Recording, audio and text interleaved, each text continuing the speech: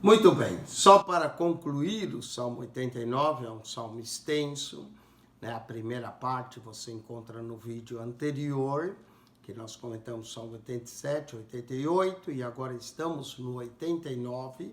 Para concluir, paramos. Eu vou retomar um pouco do verso 18, né? Nós paramos no verso 20, no vídeo anterior, falando de Davi. Mas o verso 18 diz, porque o Senhor é a nossa defesa, o Santo de Israel, nosso rei.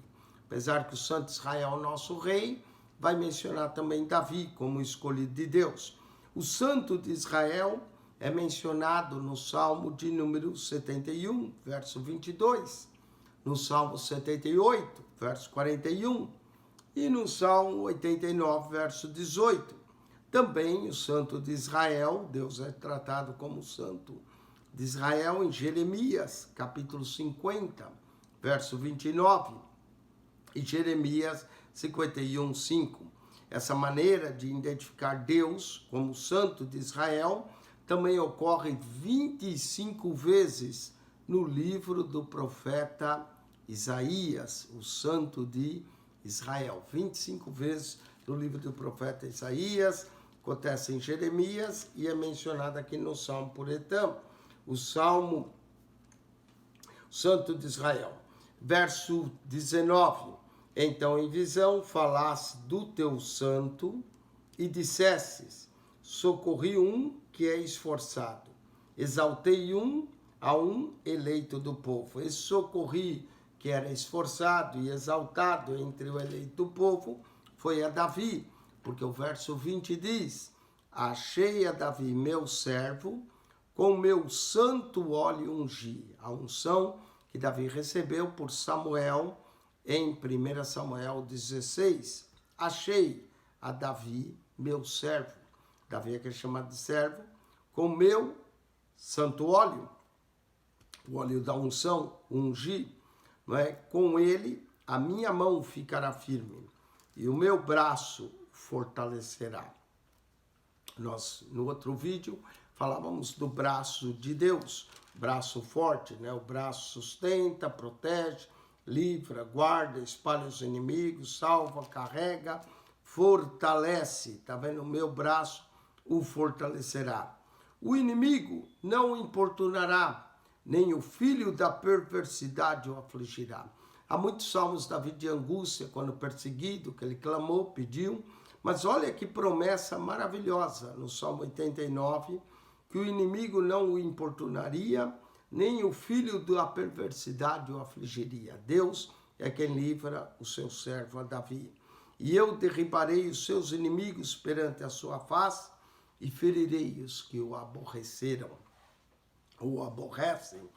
Então Deus promete que iria derribar os inimigos perante a face de Davi, o seu ungido, e também feriria os que o aborreciam. Verso 24. A minha fidelidade e a minha benignidade estarão com ele, e em meu nome será exaltado o seu poder. Note que a força, a exaltação de Davi vinha do nome de Deus. Em meu nome será exaltado o seu poder, e porei a sua mão no mar, e a sua direita nos rios. Sua mão no mar, sua direita nos rios, né? Mostrando o poder e a extensão das mãos de Davi. Sua mão no mar, porém sua mão no mar e a sua direita nos rios. Ele me invocará dizendo, tu és meu pai. Olha que coisa tremenda. Aqui se torna messiânico de tal forma que o Salmo indica, tu és meu pai, meu Deus e a rocha da minha salvação. Davi chamando a Deus de pai, de Deus e rocha da salvação. Mas aponta também para o Cristo, que disse que ele e o pai são um. Tu és meu pai, não é? Meu Deus e a rocha da minha salvação. Também por isso lhe darei lugar de primogênito.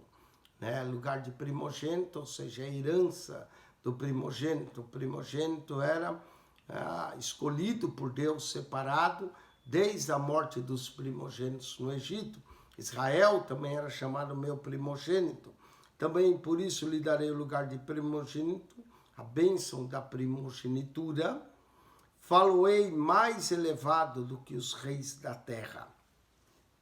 Não é interessante? Mais elevado do que os reis da terra. Foi feito então a Davi.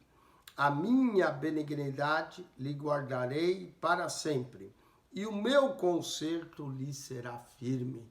Deus promete guardar a sua benignidade com seu servo Davi e o seu conserto com ele. Não é? Davi é o salmista que escreveu 73 salmos, como nós dissemos. Salomão escreveu 2, Salmo 72, 127. Os filhos de Coré, 12 salmos, do Salmo 42 a 49. Escreveram 84, 85, 87 e 88 é de Emã, mas também é atribuído aos filhos de Coré. Asaf escreveu 12, Emã 1, que é o Salmo 88, Etã escreveu esse Salmo 89, Moisés, Salmo 90, atribui-se também a Ageu e a Zacarias a autoria de 5 salmos, atribuiu-se a Jeremias a autoria de 1, e acredita que o Salmo 119 foi escrito por Esdras. Não é isso que se atribui a autoria desses salmos. Sendo que 43 salmos, ou 42 são anônimos. A minha benignidade, continuando, Salmo 89, Salmo de Etã, falando da promessa feita a Davi. A minha benignidade lhe guardarei para sempre. Deus nos guarda na sua benignidade. E o meu conserto lhe será firme. Aqui lembra o conserto de Deus com Davi, que não faltaria descendente sobre o trono de Israel. E conservarei para sempre a sua descendência. A promessa de guardar a descendência do rei até o Cristo. E o seu trono como os dias do céu. Assim como há dias no céu, Deus guardaria o seu trono perpetuamente, como os dias do céu.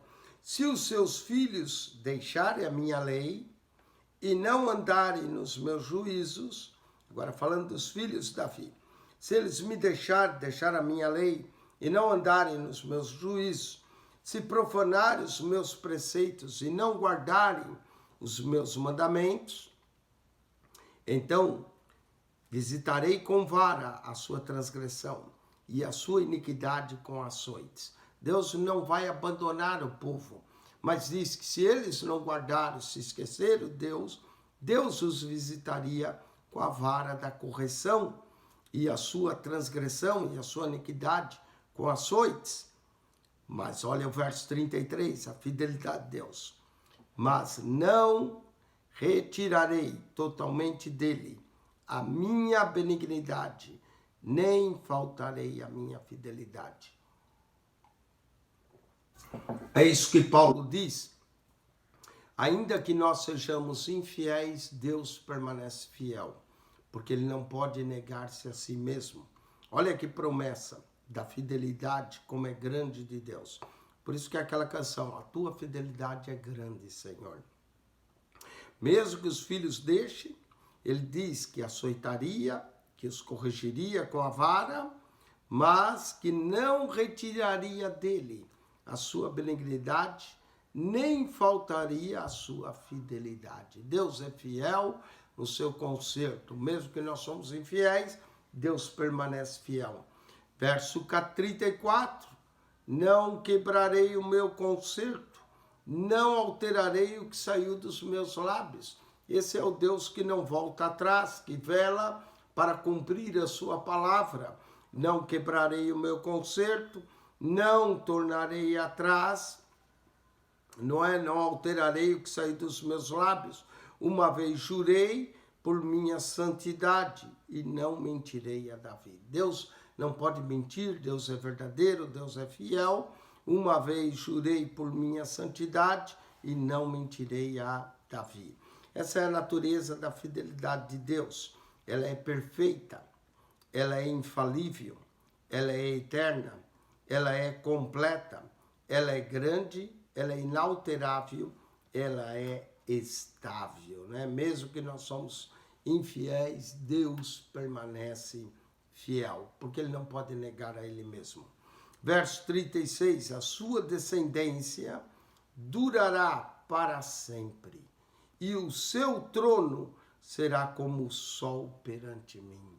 Olha só, o trono de Davi seria como o sol perante Deus, né? O trono estabelecido. Será estabelecido para sempre como a lua, e a testemunha no céu é fiel.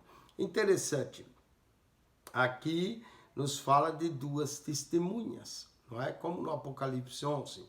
Mas aqui as duas testemunhas que são chamadas, e para que todo juramento fosse verdadeiro, o testemunho fosse verdadeiro, necessário duas testemunhas. Aqui Deus chama o sol e a lua como testemunha. O trono será como o sol e será estabelecido como a lua, e a testemunho no céu é fiel. Então, o sol e a lua aqui vão dar testemunho desse juramento de Deus. O sol e a lua, por isso que enquanto os dias durarem, seu trono durará. Mas tu rejeitaste e aborreceste, tu te indignaste contra o teu ungido. Sim, quando Davi pecou, houve também a indignação do Eterno contra o seu ungido, mas não a retirada do seu favor e daquilo que Deus prometeu, não é? Os elementos de Deus são a sua promessa, a sua palavra. Abominaste o concerto do teu servo, profanaste a sua coroa, lançando por terra. Derribaste todos os muros e arruinaste as suas fortificações, que está lembrando a Deus a destruição da cidade que se deu quando eles foram cativos. Todos os que passam pelo caminho o despojam, torna-se ele o pobre dos seus vizinhos, a cidade tornou-se o pobre. Por quê? Porque desobedeceu. Exaltasse a destra dos seus adversários, sim, agora os adversários ficassem fortes, fizesse com todos os seus inimigos se regozijassem. Os inimigos riram, regozijaram por causa do pecado, não é? Também embotasses ao fio da espada e não sustentasse na peleja, ou seja, eles perderam muitas batalhas. Deus os abandonou na peleja porque eles deixaram o conselho de Deus. E essa era uma forma de Deus os punir com vara e açoites, conforme diz, verso 32. Fizesse cessar o seu esplendor e deitasse por terra o seu trono. O trono caiu, não é? Por causa dos pecados.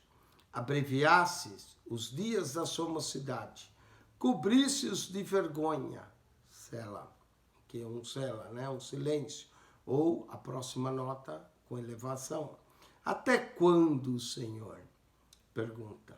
Esconder-te-ás para sempre? Arderá sua ira como fogo? Não é? Até quando vai esconder? Arderá, o seu favor não se mostra? Lembra-te de quão breves são os meus dias.